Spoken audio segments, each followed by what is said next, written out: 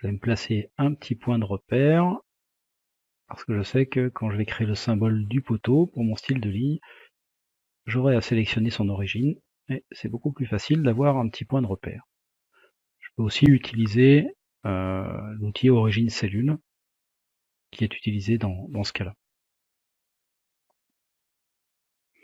Donc on part dans un fichier RSC dans lequel on peut créer des styles de ligne, et je commence donc par créer mon rythme.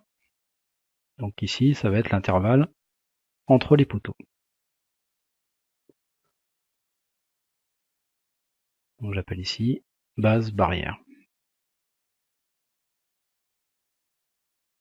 J'ajoute simplement un espace de 2,04 m. Je vais créer maintenant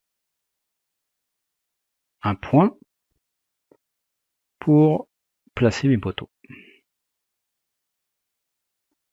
J'utilise mon rythme, base barrière, et là il va falloir que je crée mon symbole qui doit venir se placer à ce point. Je sélectionne mes éléments, je donne un nom, et quand je fais OK, je dois venir sélectionner l'origine du symbole, d'où l'intérêt de mon petit point ici. J'accepte, mon symbole est créé, je n'ai plus qu'à le sélectionner pour l'ajouter à mon composant. Je définis où va se placer le poteau, je passe par le centre en donnant un décalage, et là des options pour éviter que le poteau soit créé tout seul. Donc des options liées au segment, si on le voit à l'origine, à l'extrémité. Donc mon poteau, je le vois partout sauf au milieu en fait. À l'origine, à l'extrémité et au fin de mes segments. Je vais suivre le même workflow pour créer la grille, donc ça reste du ponctuel également. Ça reste du symbole que je place le long de la ligne qui sera créée. Donc simplement ici quelques ajustements différents pour le placement au point. Bon, avant tout, il faut déjà sélectionner les éléments que l'on souhaite pour créer le symbole.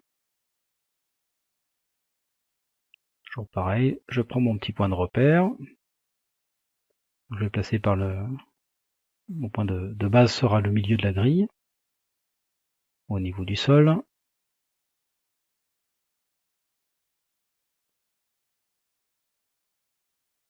Voilà, je vois mon petit point ici.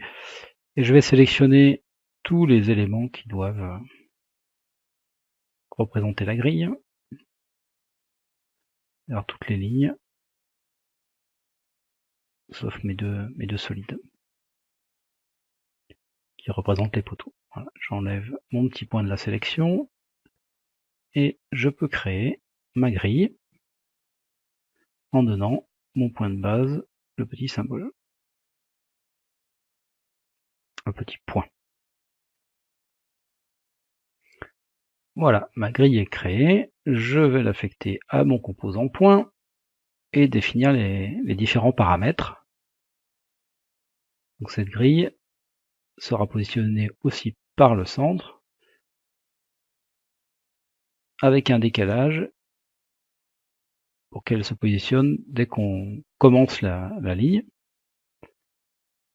Bon, c'est des options que je ne vais pas décrire ici, mais qui permettent effectivement d'avoir une découpe, un ajustement de la largeur de grille si la clôture ne fait pas 2 mètres.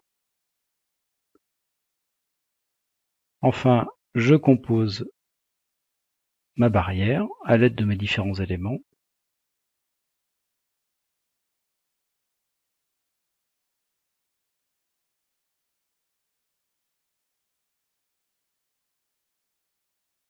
Donc qui sont le poteau et la grille.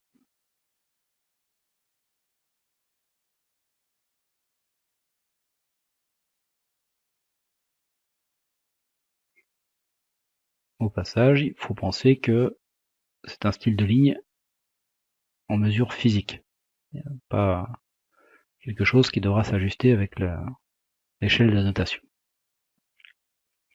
Enfin, il ne me reste plus qu'à créer le style de ligne, que j'appelle ici nouvelle barrière, et de l'affecter à mon composant composé, composition barrière. Ici, je suis obligé de réimporter le fichier RSC parce qu'en fait, il n'est pas intégré dans les différents chemins dans ma configuration que j'utilise ici. Donc le fait d'importer le RSC va me permettre d'importer non pas le barrière, mais le nouvelle barrière.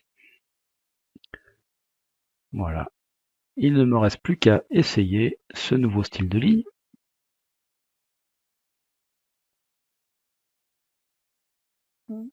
Donc à sélectionner mon style de ligne qui doit apparaître dans ma liste. Je peux utiliser la recherche, voilà, nouvelle barrière, et placer une Smart Line. Alors je peux démarrer dans la vue 3D histoire de me positionner en Z. Par contre, il faudra le dernier clic dans la vue de dessus. Sinon, l'orientation de la ligne 3D ne sera pas bonne. Donc, je vois qu'elle se met en place parfaitement.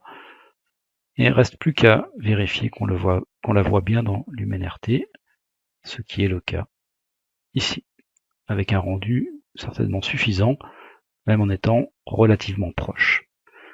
Voilà qui conclut cette présentation.